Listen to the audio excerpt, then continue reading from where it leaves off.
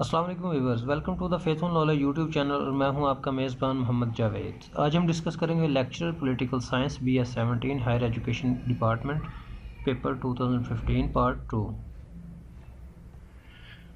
Question number 36 है, which American state is called the mother of presidents. किस American state को mother of president कहा जाता है? वर्जीनिया को। क्वेश्चन नंबर 37 है, minimum age of candidate to contest the election of American senates. Minimum age क्या होनी चाहिए कैंडिडेट की जो कि सेनेट के इलेक्शंस में हिस्सा ले सके? तो उसकी एज होनी चाहिए 30 ईयर्स। क्वेश्चन नंबर 38 है, the most important achievement of Abraham Lincoln was. Abraham Lincoln की जो सबसे बड़ी अचीवमेंट थी वो क्या थी? एबोलिशन ऑफ स्लेवरी, स्लेवरी को ख़त्म करना या स्लेवरी का खात्मा।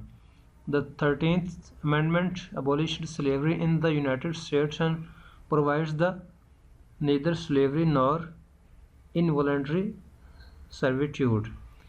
तो 13th सेंचुरी जो थी उसमें एक कानून पास किया गया जिसके तहत ना स्लेवरी रहेगी ना उसके इनवॉलंटरी सर्विट्यूड रहेंगे, except as a punishment for crime, और उस क्राइम पे पनिशमेंट मिलेगी।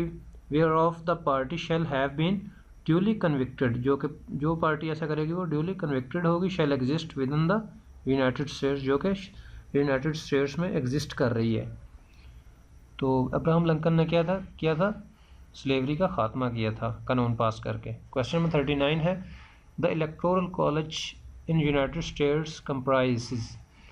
इलेक्टोरल कॉलेज जो है यूनाइटेड स्टेट्स में उसकी कितनी इलेक्टोरल सीट्स हैं? 538 इलेक्टोरल्स हैं। अभी इलेक्शन हुआ है जिसमें जो बाइडेन जो है वो इलेक्शन उसने विन किया है, तो उसमें टोटल सीट्स होती हैं 538। क्वेश्चन नंबर 40 है, system of administrative law is provided in the constitution of. जो सिस्टम ऑफ एडमिनिस्ट्रेटिव लॉ जो है वो प्रोवाइड किसने किया था? कॉन्स्टिट्यूशन ये फ्रांस ने किया था। क्वेश्चन नंबर 41 है, state of France is. State of France जो है वो क्या है? वो यूनिटरी है। A unitary state is a state governed as a single entity in which the central government is ultimately supreme. तो यूनिटरी स्टेट क्या होती है? इसमें सिंगल एंटिटी जो होती है वो क्या होती है?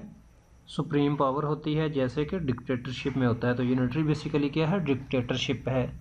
ये फ्रांस ने पेश की। क्वेश्चन नंबर 42 है, the constitutional history of France begins with the French revolution of.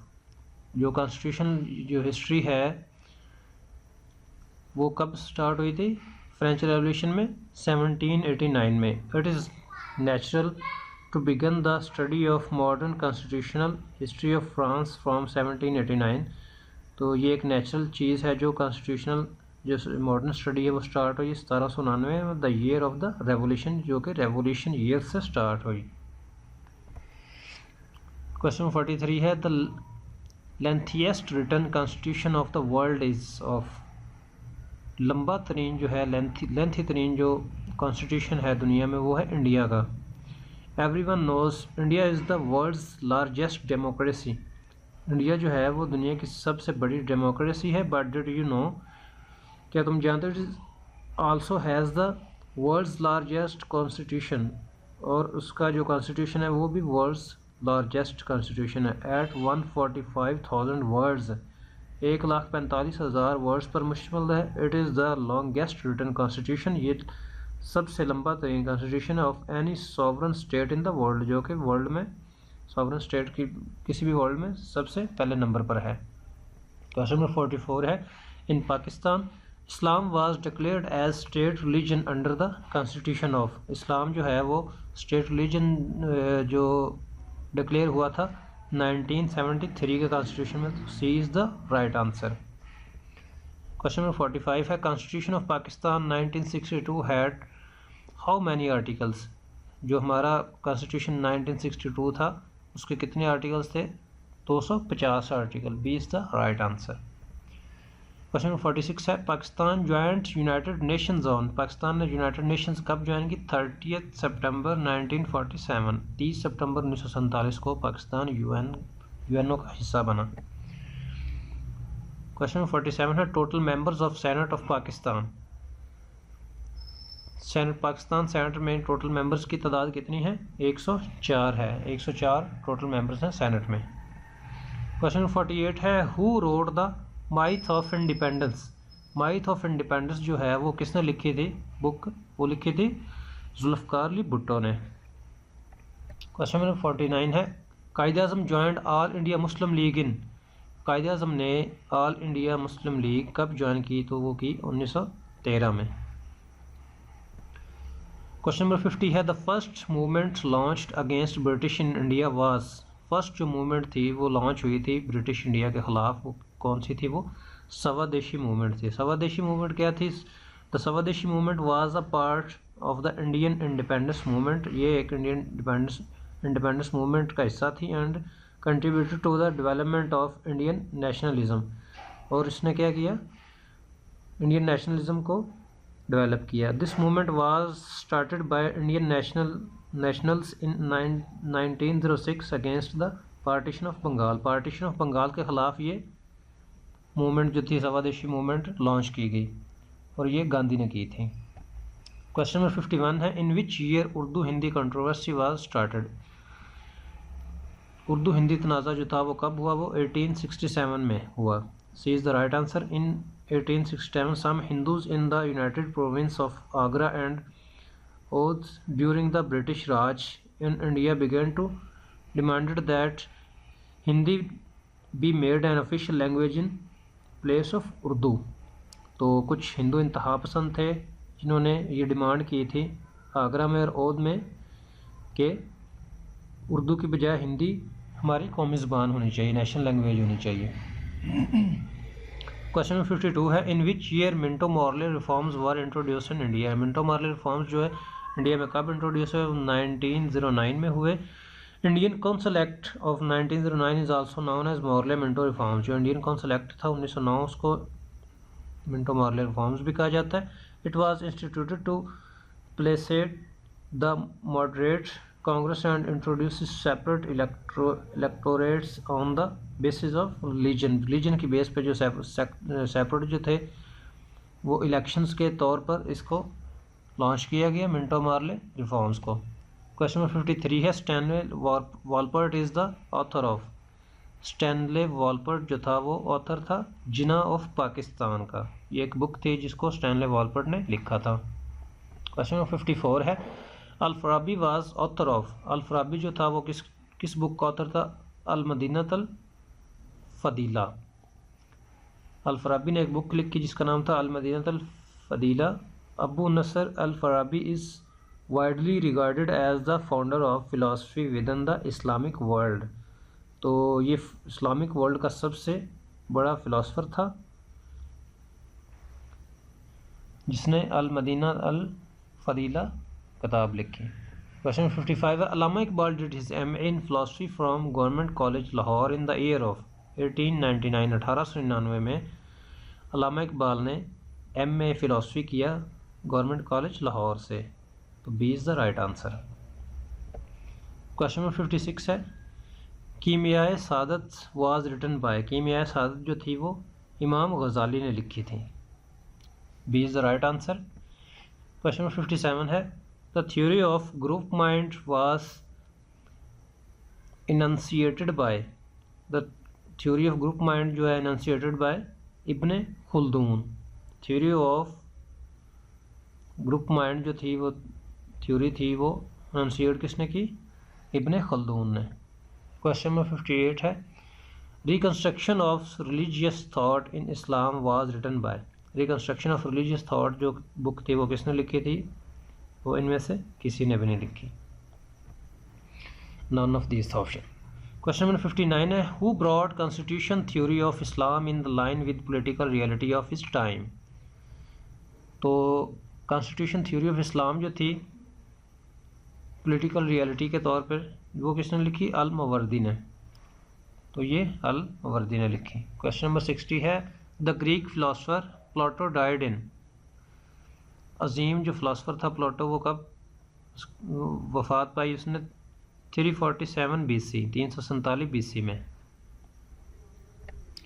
Question 61, in which year treaty of Westphalia ending the 30-year war signed, treaty of Westphalia जो थी वो 30 साल जंग को ख़त्म करने के लिए एक मुआहदा हुआ जो कि 1648 में हुआ था। B is the right answer.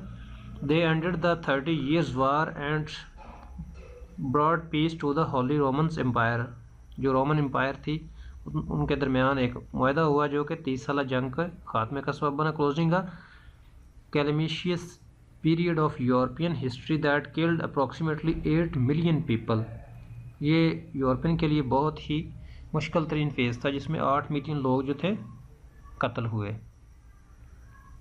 Question number 62 है ग्लासनोस्ट मीन्स, ग्लासनोस्ट जो है इसका क्या मतलब है, ग्रेटर अकाउंटेबिलिटी एंड ओपननेस। तो glasnost was taken to mean increased openness and transparency in government institutions and activities in the Soviet Union. तो ये एक टर्म है जो कि यूज़ होती है ओपननेस के लिए गवर्नमेंट इंस्टीट्यूशंस एक्टिविटीज़ में सोवियत यूनियन के यानी कि रशिया में।